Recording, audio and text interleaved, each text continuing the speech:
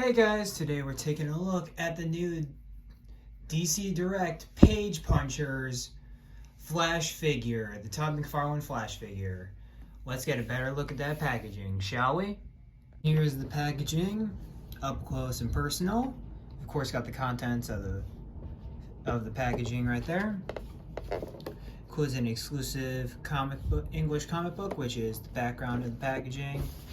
Got the DC Direct logo right there, McFarlane Toys, the Flash right there, and DC Direct at the top again, Page Punchers on the bottom, and a picture of the figure with all of his accessories in the comic right there, Page Punchers, and Flash from the Flash comic, and then up on the top you got a nice window, McFarlane Toys, Page Punchers, right there, and on the bottom you have all the legalese and stuff like that, and then you've got the barcode and stuff like that for if you guys are looking for barcodes.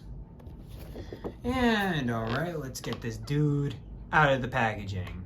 And here we have our Flash figure out of the packaging, and before we take a look at the figure and what he comes with, we're gonna of course take a look at the other contents of the packaging, which means the hockey puck, which of course has the DC logo right there, the peg right there, and the 4 sculpted circles on the back, like this one right here, one right there, and then one right, 2 right there.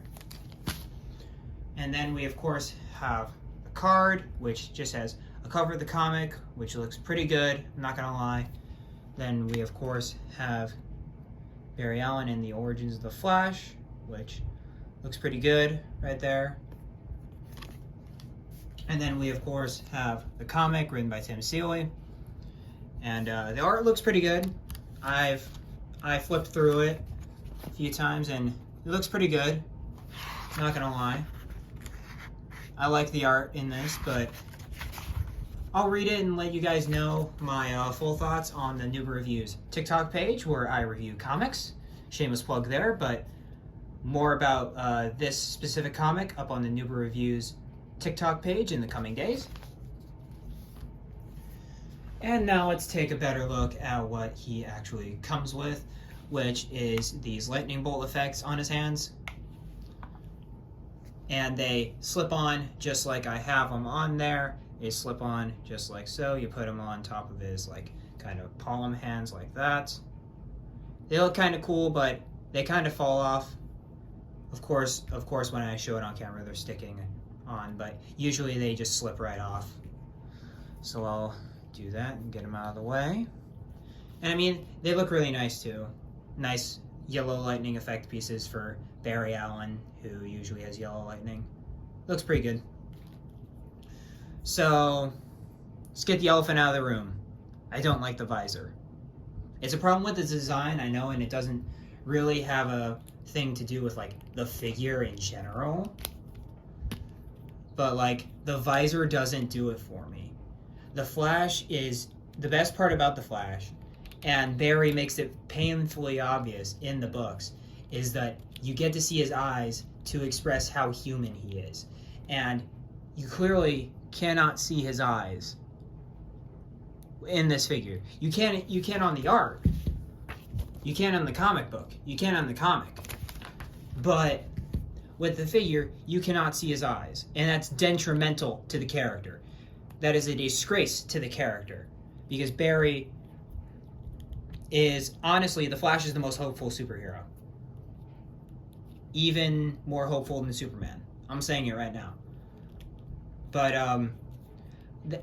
part of the reason why Barry is so hopeful is because he lets people see his eyes and how human he is towards them.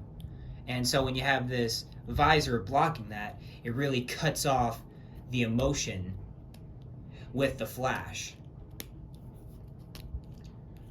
It's very hard to have a Flash figure that you can't see his eyes. And it's detrimental to the character, in my opinion, like I've been saying. But besides that, it's properly sculpted. It's got this mesh kind of not material really, but like mesh texturing, where you'd expect him to have mesh where he's like trying to run and stuff like that. And then you've also got some armor up here interchanged with the mesh around the chest where he'd be like getting shot and stuff like that. So you have a lot of those going on. Then of course you have this futuristic kind of motorcycle helmet with the wings and the visor, which I despise. I mean, he looks cool, and I'm pretty sure this is Todd McFarlane's design of the Flash, and that's why he was like, I'll put it in a Page Punchers because it's my design. But Todd designs cool things, sure, but the fact that he doesn't know enough about the Flash to know that the eyes make it an incredibly important part of the character just says something about him. No disrespect to Todd, but he needs to learn about the characters he's making figures of instead of just relying solely on the business part. But it's very, very good. It has a lot of good textures. Needs a little bit more paint, I think. A lot more difference in the reds, because like it's the same paint on the. It's kind of different between the red armor lines and the mesh, but I still think one more variant of red paint could have put this figure over the edge. And with this, it kind of looks a little bit toyetic. And I don't want to have a toyetic figure from a collector's line like the DC Multiverse line. Especially when this figure is supposed to be textured out of the wazoo, which means different materials, which means different texturing, yada, yada, yada. But outside of that, it looks fine. It looks good. But I didn't get him to be my main Flash. I'll tell you guys what I did get him for later on in the review, but just not now. But yeah, he's fine. He's a fine figure. But let's get into the articulation. We of course have the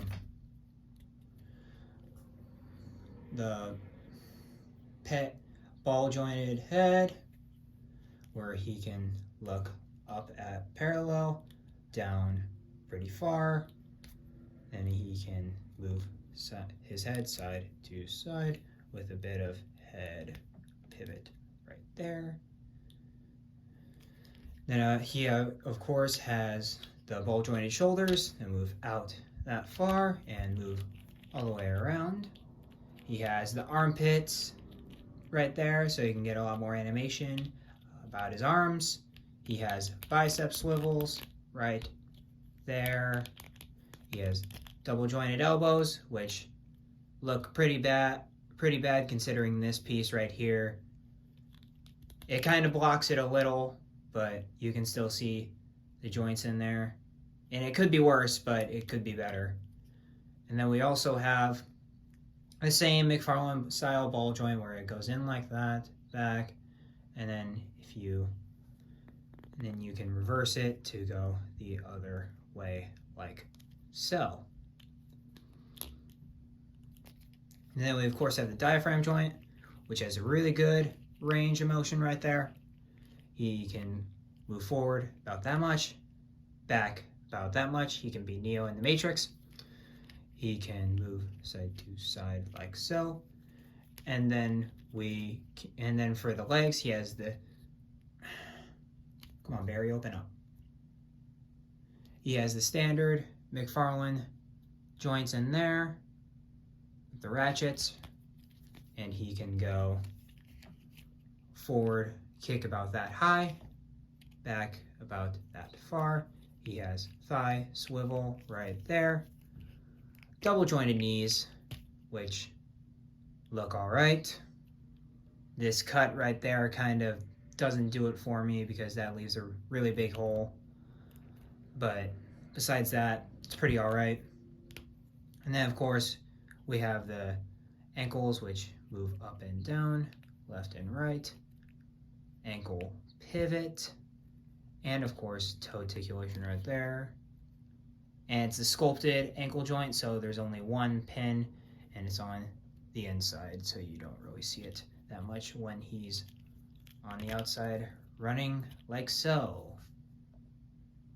And for our first comparison, we have the new Page Punchers Barry Allen Flash next to the Rebirth Wally West Flash from I think 6 months ago, as of the recording of this video, of course.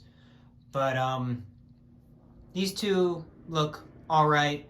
Of course, this guy's more comic booky than he is. He's more, he kind of toes the line between comic booky and realistic, but this guy is definitely more comic booky, a lot more streamlined than this guy. So I wouldn't put them together necessarily, but it's good to have a Barry and a Wally in my collection. Here is the new Page Punchers Flash against the only other Flash I have, which is the Ezra Miller Snyder Cut Flash, and this figure is freaking awesome. I love this figure, but with this guy, it's eh. But you could totally see this suit as a future version of that suit. So I mean that's kind of cool, but overall, you wouldn't put these two together at all because, of course, movie figure and comic figure. The main reason I got this guy so he could be a perfect Johnny Quick for the Crime Syndicate right here, because we of course have the entire Starro Wave assembled since of the last video. We have